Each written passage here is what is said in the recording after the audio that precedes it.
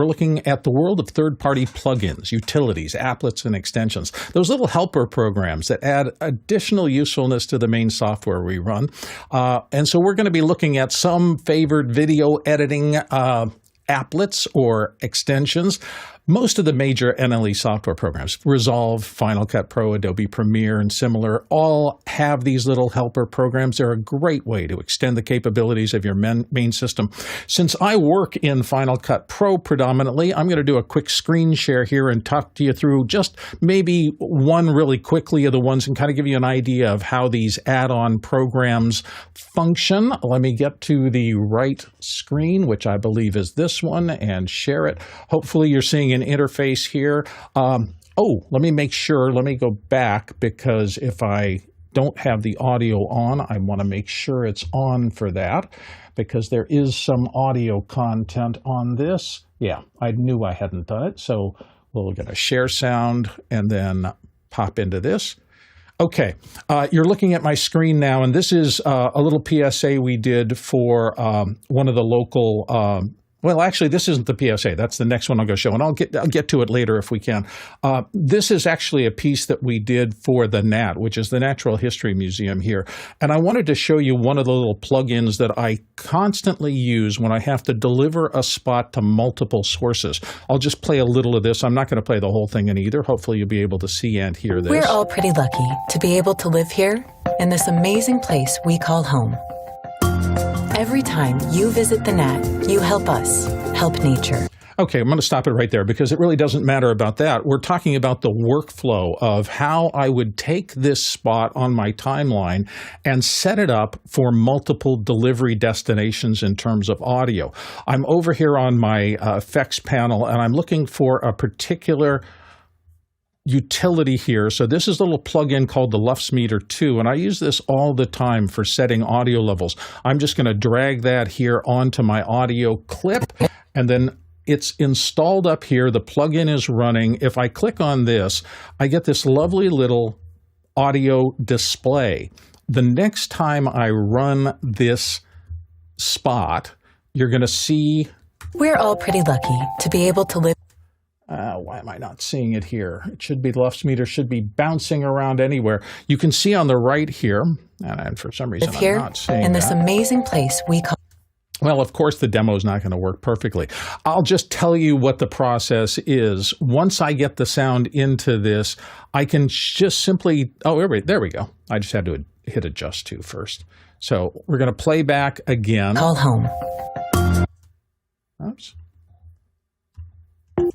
We're all pretty lucky to be able to live here in this amazing place we call home. Normally, I guess maybe I'm running low on memory or something like that. Here it is. There we go. Every time you visit the NAT, you can help see us that it's set to negative 24 LUFS here. If I wanted to take that and change it and pull it up or down into a different range, and my deliverable might be 16 LUFS as opposed to 24, so I could actually just go in here and put negative 16 LUFS, hit that, adjust to, and then roll that through the audio. The resulting file will be locked to that new standard. So you can see how useful that is. I'm going to export one at 16, one at 24, and I'm going to use that quick adjustment to make sure that everything I send out in terms of audio is exactly the way I want it to be.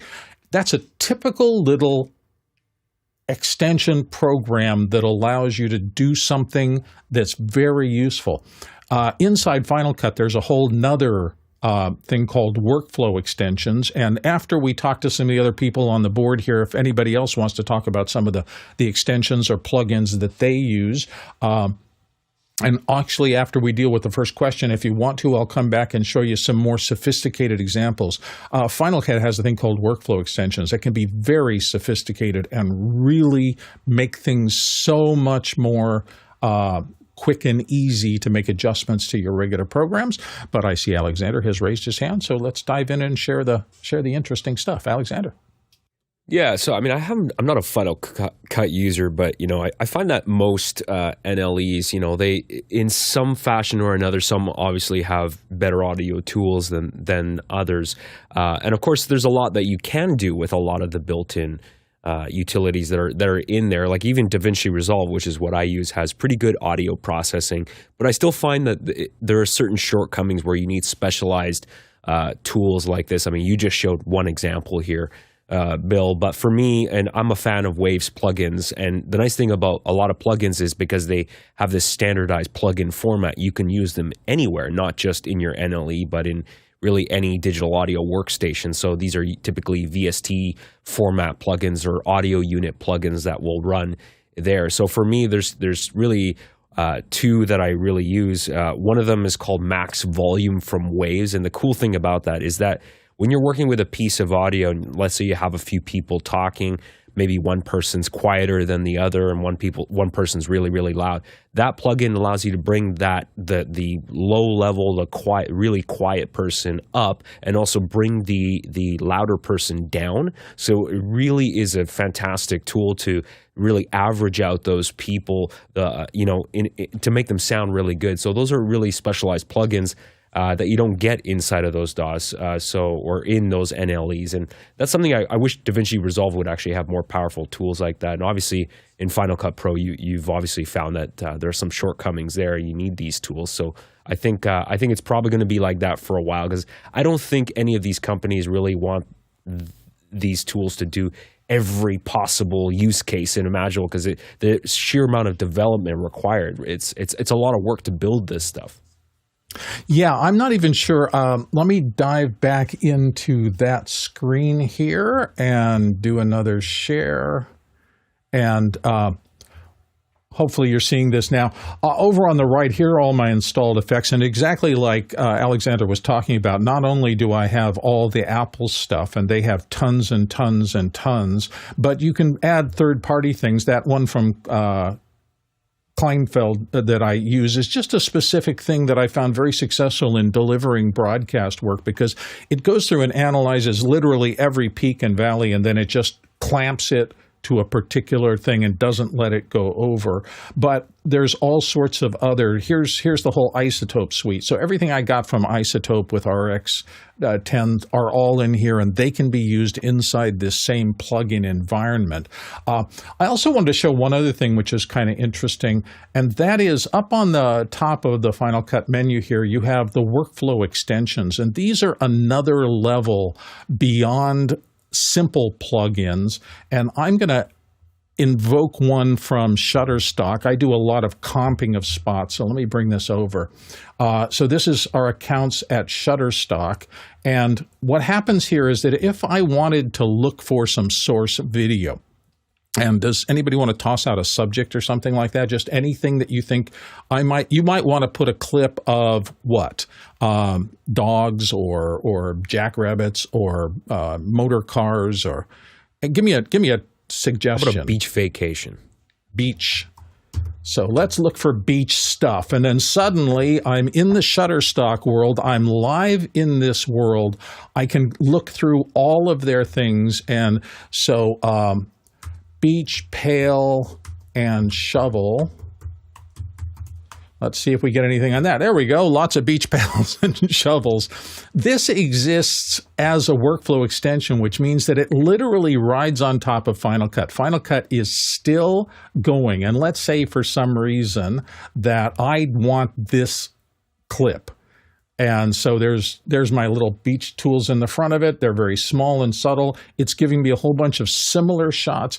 I can instantly import previews into these, directly into my NLE.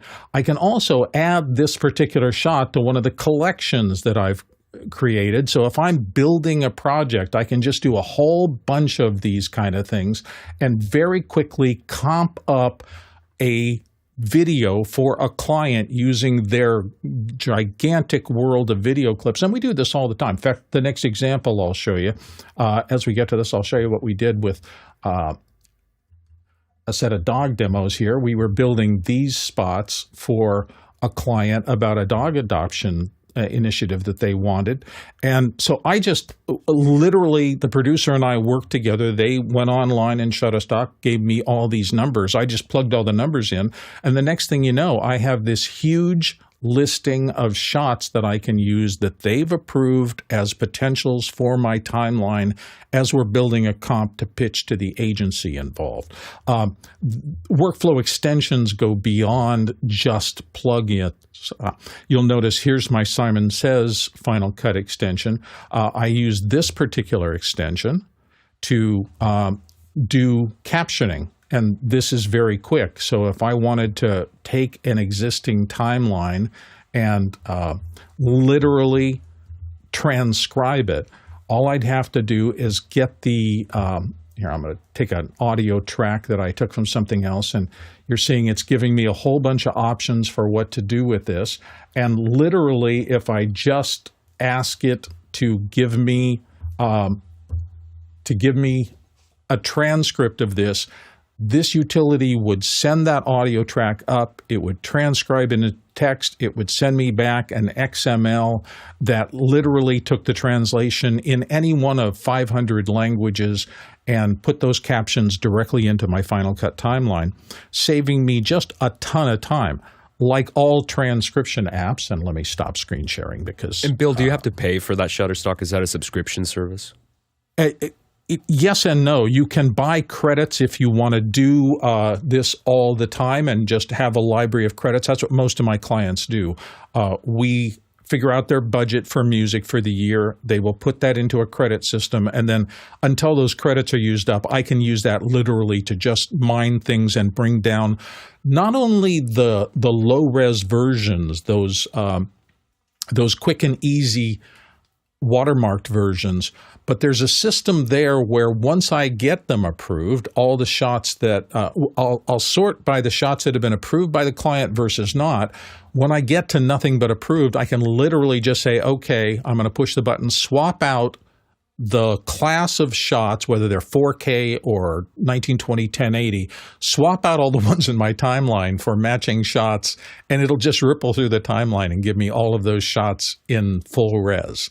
And so you can imagine the amount of time that saves and not having to go through and individually replace low res with high res.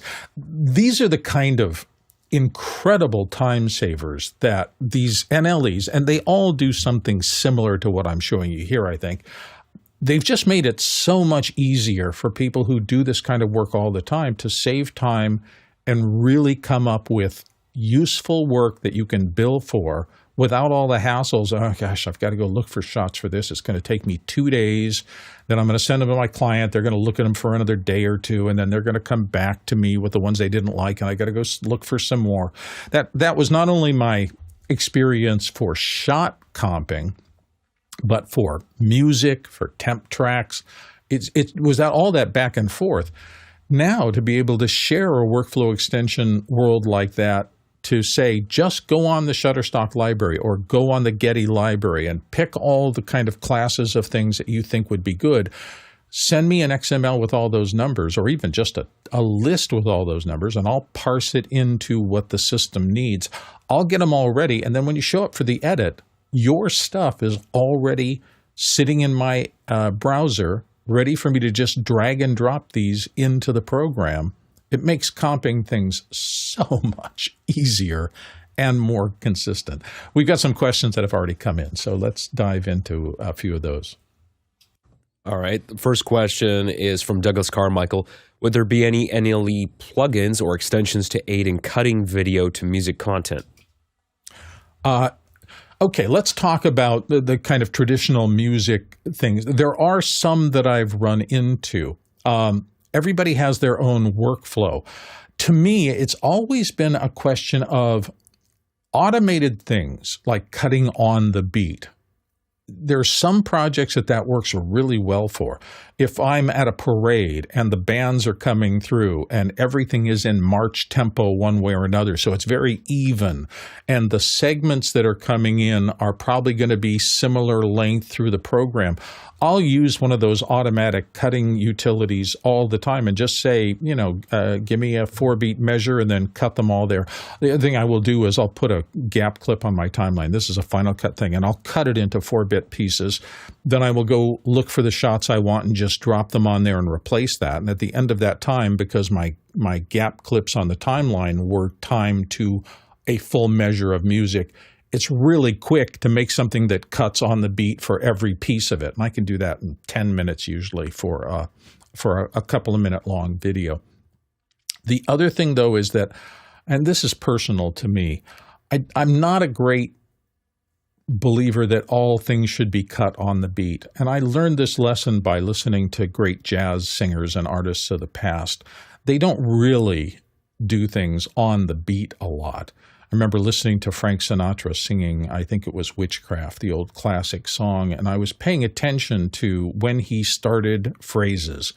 And a lot of the time, he was way in front of the beat when he sang his next phrase. And a lot of the times he was significantly behind the beat.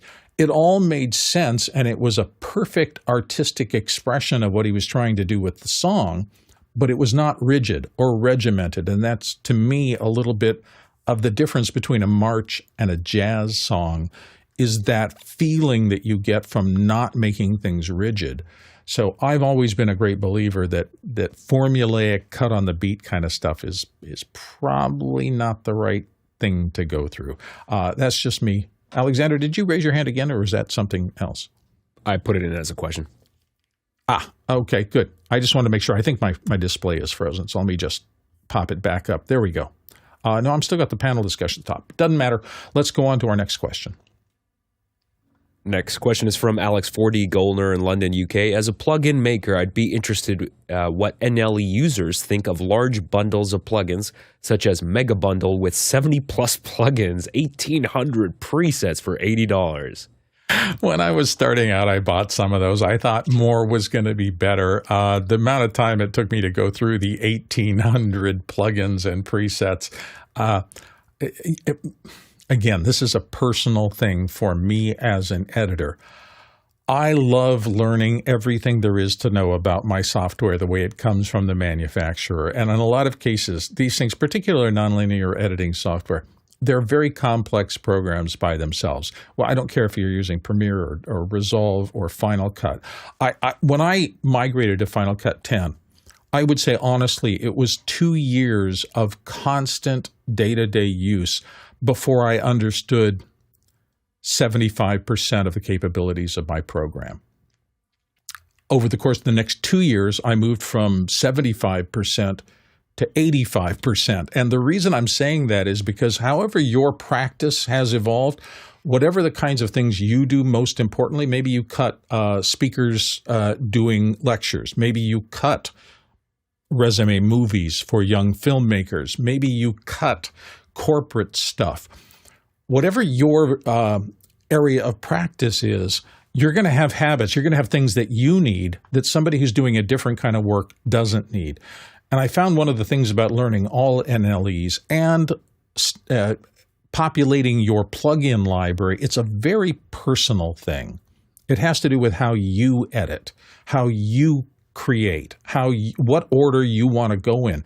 If you don't want to do sound effects and Foley work and stuff like that until the very end, you're going to be different in terms of what's a priority for a tool that might help you do that than you would if you're the kind of person who likes to cut little micro scenes and make sure that they're right before you assemble them into a final. So instead of getting to that at the tail end and kind of just doing the whole project, you want to do it as you go. Well, so maybe a plugin that helps you perform that function that you can get to all the time is a better thing for you.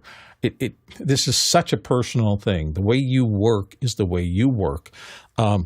The problem I have with those giant plugin groupings is that usually 95 to 99% of them are things that they thought somebody would like, but that somebody isn't me.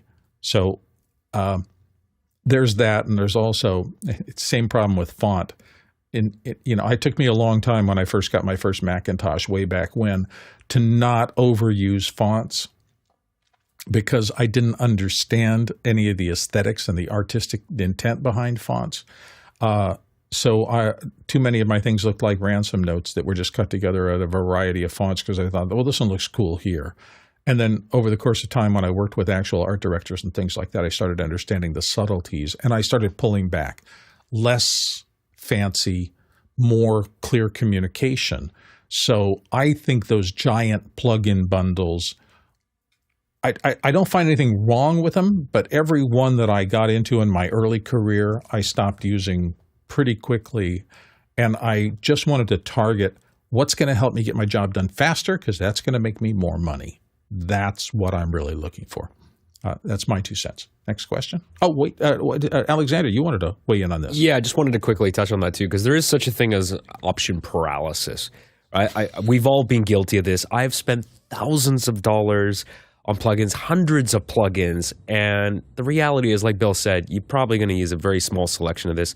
I'm always a proponent of people learn the built-in tools, especially if you're first starting out. Just use what's there. You'd be surprised at how much you can actually get done with just the stock vanilla, whatever they give you in the program. You can do a lot. And you know, in Final Cut, Vinci Resolve, they all have incredible tools. Even digital audio workstations these days, the stock plugins are fantastic. So yeah, it's easy to get lost with that stuff. And another thing too is lots of plugins can create and introduce instability in a system pretty quickly too. Increases the load time that the program takes to, you know, because it has to load all these plugins into memory. So just be careful with that stuff. Yeah, plus if they're pitching quantity, right? You're going to get 70 of this and 1,800 of this. They're not looking at, are each of these the best it can be under these circumstances? And I found the quality range varies a lot. There may be a few plugins in there that are really well built and are useful. There may be a lot that are very much not useful to me. And so I'm a quality versus quantity kind of guy. You know, it's the difference between McDonald's and a better restaurant. There's nothing wrong with either, but you know, McDonald's has its focus, and all the fast food places have their focus. Serve the same thing consistently to a lot of people, but we're not going to try to refine it and make it a particularly distinctive experience for dining. Guy, you had some thoughts? I was just curious: do you render down all of your effects? Because as an editor, sometimes later on I'll be on a different system and then it doesn't have those plugins, or somebody had purchased those and now they've been updated, and now that project I can't just pop it open and have it work again. So do you render everything down? A huge difficulty. Yeah, sometimes, but the thing you're bringing up, which is the missing plugin disaster, and that also has to do with the quality. There's only very few plugin manufacturers or vendors or shops that I fully trust. I know they've been around for a long time. I know they run a good business. I know they're going to be there to support me later. I will be more interested in purchasing a plugin from them than from somebody who, you know, has a mega bundle and maybe are not going to support them, because I can't tell you, there's nothing worse than going back to a project you did 2 years ago and finding a whole bunch of little offline signals on your timeline and going, oh yeah, I used that plugin to fix this thing and they are out of business now. And now I got to find something else to fix this before I can move on. And that's sometimes a day or two to fix the plugin missing issue. And I hate that. So yeah, I'm pretty circumspect as to the trusted vendors I have for anything I'm going to put in my timeline, particularly if it's corporate work and I know there's a chance I'll come back and I can make some more money by iterating. And I want them to trust me that when they call and say, I want to do this, but I want to change these 2 things, and those 2 things involve plugins, and I have to go through a loop to fix that because I used an off-brand plugin. No, thank you. I'm not very into that. Let's go to the next question. Next question is from Dave Trotman in Edmonton, Canada. Where would I have to look to see reviews of plugins before buying them? I'm not getting useful info from trying all the free ones. One of my old friends has a site where it's kind of a plugin library, and I'm forgetting. It's Roger. Roger at CoreMelt. Roger moved offshore a few years ago, and one of the things that he did when he was over there, and why am I forgetting? It's not Roger Bolton. What's Roger's last name? Oh, well, I'm spacing on this, and I'm sorry. But the Plugin Alliance or something like that, I think that's what it's called. They do a whole kind of concatenation of a lot of the available plugins. And I found, Roger's a good guy, and he knows he's been in this. He's a developer, been in this for a long time. So maybe go to the Core Melt site and see if you can track Roger down through that and look at his initiative for doing that. That might be useful. Sorry, I can't get more closer to that, but I haven't been on their site in a long time. But I think that's one of the places. Anybody else know of anything else where you can take a look at plugins and I mean, the good thing is that there's Reddit and there's Facebook groups. So I mean, you ask a question on those two, and you'll get pounded. I mean, just looking at the Final Cut group on Reddit right now, leading into this show, I was just like, all right, what are people talking about? And there's a lot of info out there, right? So I would jump in there. Yeah, no shortage of opinions about the best and the worst plugins out there. Alexander, your thoughts?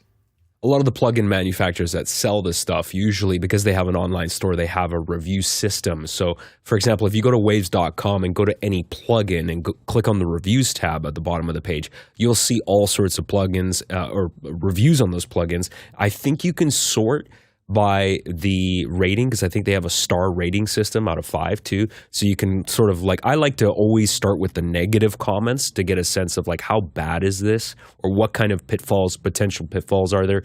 Just remember, a lot of these plugins, any good plugin manufacturer will always give you some kind of trial or demo. So I would just try them out. You ultimately need to try it to see if you'll like it. Just because somebody else says something good about it doesn't mean that you'll actually like it for what you're doing. Amen to that. Let's go to the next question. Next question's from Roscoe Jones in Madison, Indiana. Do you consider Luts to be plugins, and do you ever use them just to get ideas of different looks for the finished video? Well, that's a definitional thing. I think all Luts are plugins, but all plugins are certainly not Luts, so there is a difference. A Luts, that lookup table that traditionally maps a color space into another color space, is a very specific thing that has a very specific job to do.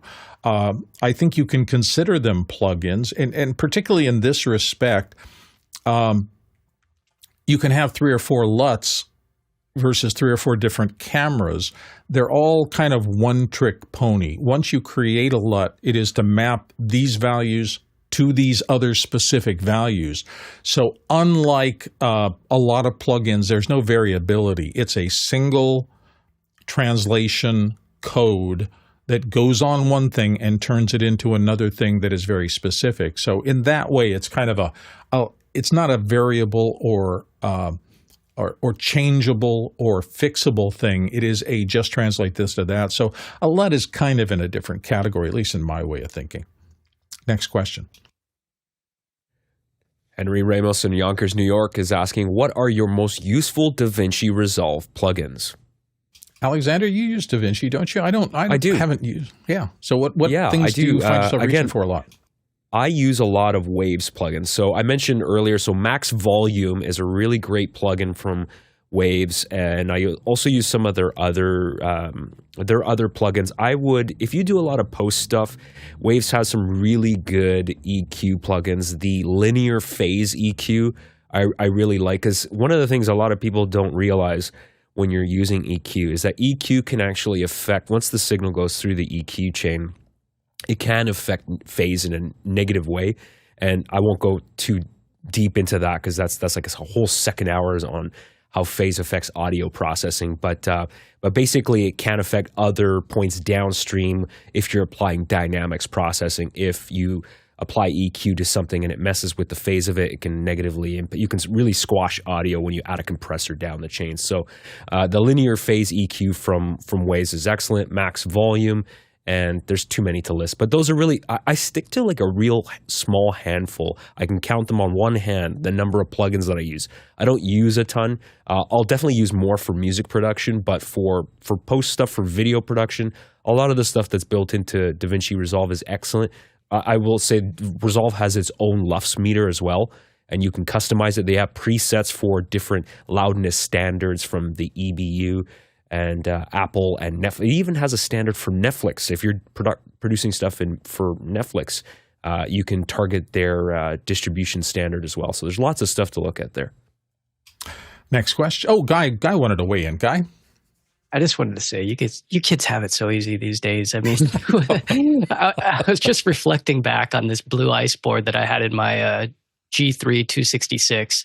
And even then, some of my After Effects renders. So this board was a new bus board that I would put into my computer. It cost $8,000, and it would still take 3 days to render some of my complex stuff. So you guys, it blows my mind as I'm looking at some of these third-party plugins that you can just hit play, and it just plays in real time. So just to add a little levity to it, yeah. One of my first extra cards was a True Vision New Vista card, and the same thing. It was way over $10,000, and it had a bunch of extra RAM, because we couldn't put any extra RAM on our machines because you couldn't open them up.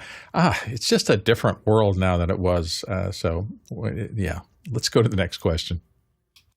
Yeah, this one's from me, directed at you, Bill. How does the Shutterstock extension for Final Cut work with respect to frame rate of the video? Can you filter by specific frame rates? Do they offer different versions? What if your timeline is 29.97 and the stock is 59.94? What do you do? Let me dive back over there. Let's see. I got to do a screen share again, and we're going to pull up this one, and we're going to hit. We don't need any sound with this. So hopefully you'll see a part of the Shutterstock. So I pulled up Shutterstock and I just typed in airplane randomly. So I'm going to look at one of these clips. Let's take this guy right here. And you're seeing over on the right a table of the aspects of this particular clip. And you can see there's 4K, HD, SD, or a low-res version if you just really want to comp things. And that has to do with the credits you have. You'll also see the frame rate listed in the center. These are all at 50 frames per second. If you drop them on a timeline with a different one, most of the modern software is smart enough to do the pull-up or pull-down and give you the right thing. I've never had a problem with any of these being right. So you get all the information you need.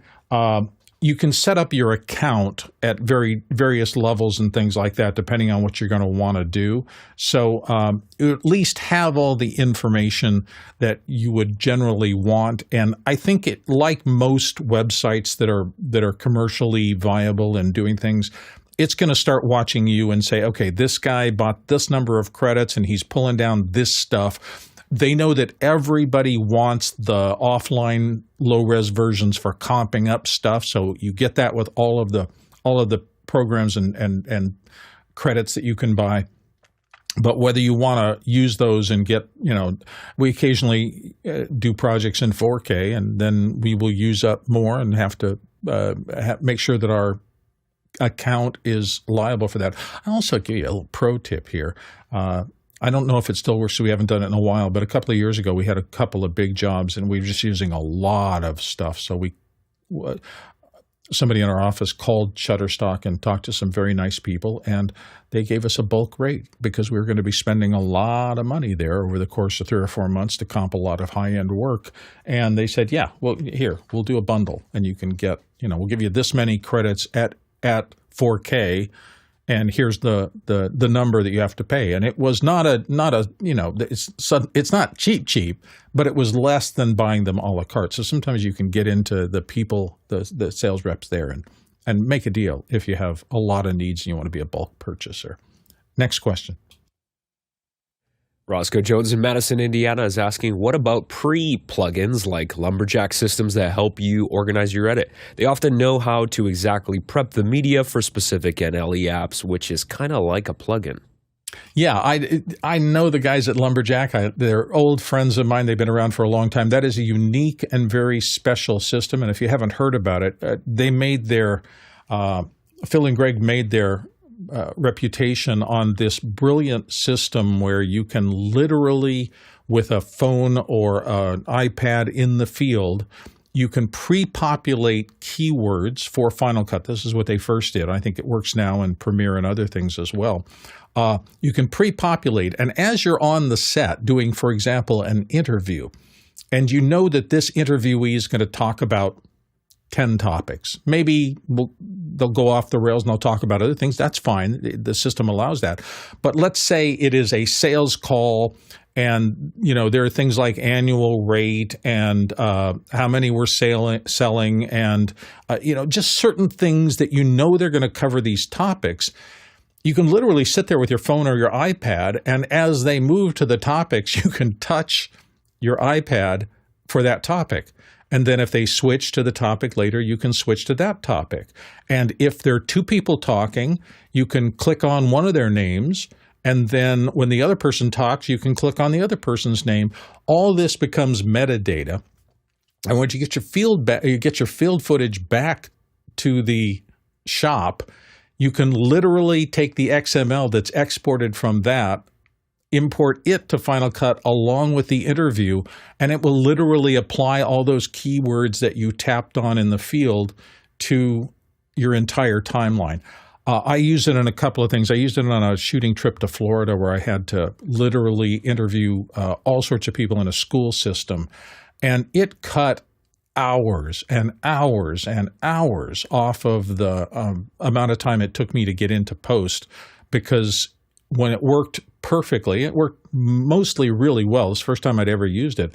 But when it worked ideally, I literally was able to have all my individual clips tagged, and I could search on, the CEO or the principal of the school or whatever, and all of her clips would just show up for me to choose from. It was almost like magic. That was a lot of fun. Guy, your thoughts? Yeah, speaking of magic and where the industry is going, instead of having this stuff local, our friend Michael Cioni that's been on in the past recently uploaded this video with use AI to search for you as episode 31 on the Strata page. And it's remarkable what he's doing with AI to be able to log these. So he just typed in push-ups, and now the AI just found all the clips with push-ups. I mean, if you've ever been in a session where you have a client over your shoulder and you can't remember where that clip is and you're just sweating bullets trying to find it, this is something that you want to look into and just know where the future is going, because this might be something that you'll find highly valuable. So you're not using local stuff. You're actually putting proxies up in the cloud and then being able to have all that stuff analyzed and being able to have that stuff put into your timeline, the metadata specifically, and then it's all tagged and ready for you or your assistant to go through and find all those clips and do a rough for you, or be able to find that one if the director or producer's looking for a certain shot and they're leaning over your shoulder and you just type in the keyword and bam, is this the shot you're looking for? Or no, it was never shot because it's not here, or let's go searching in this area because now you're at least in the ballpark of where you think that piece of jewelry or whatever that glimmer of light was in that shot, and you can find it easier, saving lots of time. So I'm excited about the future of where we're going with not only just our local systems, but what we can do up in the cloud. Yeah, I remember when the first time Phil sat down with me and Greg sat down with me and talked about metadata, and this was 15 or 20 years ago, and it really was a light bulb moment, and Michael Cioni is extrapolating that into his brilliant new idea, and I think this is going to make things so much more efficient, and it's just incredibly powerful, particularly if you understand the whole flow of metadata from the field shoot. If you set things right, I mean, I was talking about the manual system they had for tapping on an iPad, but there's just so much intelligence that can be brought to bear on that. And if you spend the time to set up your metadata correctly in any project that you do, the back-end power of being able to work more efficiently and not have to waste time on useless thinking that should already be done for you is just stunning. I'm actually running into that in my audiobook work now. I'm taking the time, and it's painful when I do it. I'm taking the time to tag every character's lines through an entire 12-hour audiobook.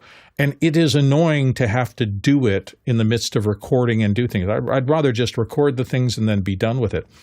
But oh my gosh, if the client comes back and says, that robot character throughout the entire book, I'm starting to feel like it's just too far. You got him too robotic-y, and I want him a little more human sounding. And if he appears, 3,000 times, if that character appears in the book, and I have to go in and fix 3,000 clips, that's going to be really a pain in the tail. Well, if I've tagged everything correctly, I can literally just say, bring up a robot, reduce effect 5 dB or 10 dB, execute, and 30 seconds later, the entire book is fixed. I mean, that's the kind of astonishing power that learning how to handle exactly what we're talking about now, using all of these tools, plugins, everything else in the system, and using it with intent, understanding how it works, and seeing if it can fix your world and make your life a lot easier. Let's go to the next question. Douglas Carmichael's asking, would LumaFusion or any mobile NLE support Luts or plugins? Generally, most of them understand this thing. It's going to be on a project by project, project by project, sometimes basis. Luts, there are LUT standards, and so a 3D LUT should be a single thing. And no matter which manufacturer manufactures it, they should have created it to these standards, and it should work across all the systems. Am I going to guarantee you that that's true and that nobody puts something in a LUT? A LUT's just a mathematical set of tables. Maybe it won't work exactly the way you want on a different system. I'm not familiar enough with exactly how LUTs work, but they're pretty simple things. So I would imagine that anything that reads a LUT that has some sort of capability built in to let you put a LUT in it should work with most all the LUTs. That's my guess. Maybe the next time, Douglas, if you want more, pop this back into another one. Alex will know when Alex is back around. Let's go to the next question.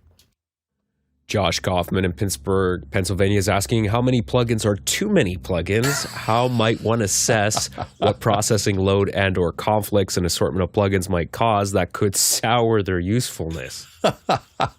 Well, you can get overloaded on it. Sometimes I think about these things like I think about spices in cooking.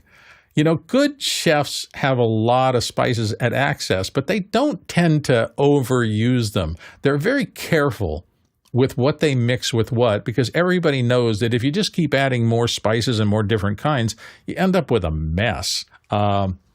Let's figure out. I'm a great believer that, like spices, if you start with a good basic piece of audio or video or graphics, it doesn't need a lot to fix it. If you're using these things to fix problems, maybe you should look back upstream in your process and figure out how to not have to use too many of these. Alexander? Yeah, Josh, I have an easy answer for you. If you load the NLE and you're looking at the splash screen, if you can finish this book by the time that thing is done, that you have a problem. That's right. I will say, if I were to pull up all the places where plugins and LUTs, I have way too many, and some I haven't touched in 4 or 5 years. What I'm really bad at, and I should be better, is the discipline of going and removing things from the old days that I know I'm never going to want to go back to. That's true of LUTs, and it's true of plugins, and it's also true of fonts. There are fonts that are still in my system that I have no business still having in there. Next question. Roscoe Jones in Madison, Indiana asks, I know that some NLEs were trying to grow user plugin development and sharing in public forums. Has this worked anywhere? Have you ever considered building a plugin? I think that's where a lot of people start, and particularly, I can only speak to the Mac ecosystem and particularly Final Cut, but most of the plugins are built in Apple's Motion. Motion has a way to create little plugins and other things and publish them out. And if you publish it out and if it's useful, if you've taken your care with it and done well, other people might be interested in it. And so some people have that as a kind of a secondary income stream for them. They create plugins. The ones that are built inside good, well-crafted environments and are useful for a lot of people can be very popular. And I know people make a good little bit of secondary income off of creating, perfecting, and marketing plugins. So, I have friends who make plugins, and their work stands up because they're careful with how they do it to the best of the plugins coming out of the major manufacturers. It's just a system that you have to get used to. Well, I think we have managed to get through all of our questions today. I didn't know how long today was going to last because we're talking about something very specific. So thank you all for participating today. We will be back, as always, with our next show. I can't remember what we're talking about tomorrow. What is the Friday show this week? I should have had that up. And I've got so many windows up because I was doing live demos that my normal thing, I don't see it here. Studio Evolution. Oh, that'll be fun. Should be a fun show tomorrow. We'll talk about how you put together your rigs and how you put together your studio and what comes up next. I don't see the Telect Traversal down here, so I can't give you our travel itinerary. But I'll just say thank you for being here for Office Hours today. We'll see you tomorrow with the next show, and take care all. Oh, here we go. The Traversal came in at the last minute, 48,000 miles, 77,000 kilometers. That's 378 million bananas for scale. We'll see you tomorrow. So many plugins. So little time.